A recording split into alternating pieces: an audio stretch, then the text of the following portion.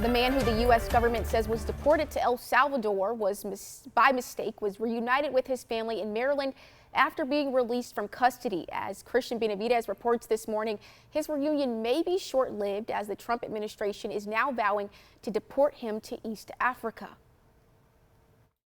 Overnight, Kilmar Abrego Garcia, the man who was mistakenly deported to El Salvador in March, was reunited with his family after being detained for 160 days, including nearly 3 months at one of the most notorious prisons in the world, El Salvador's Secot prison. Que todavía falta que se haga justicia.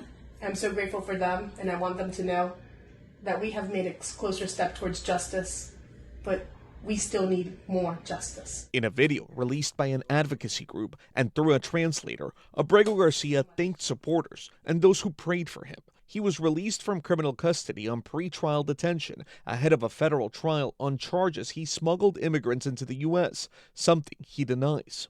But now the Trump administration is vowing to redeport him to the East African country of Uganda, which has agreed to accept some U.S. deportees.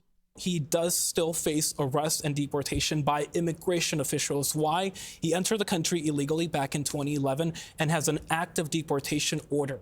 And so technically, it is legally permissible for the Trump administration to try to deport him to any other country in the world except El Salvador. What do we want?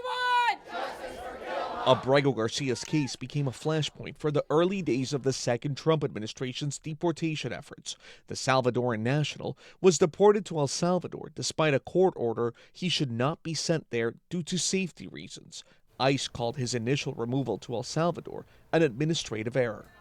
The Trump administration suffered a setback on its immigration crackdown on Friday after a federal judge blocked the administration from cutting off several funding to dozens of sanctuary cities and counties.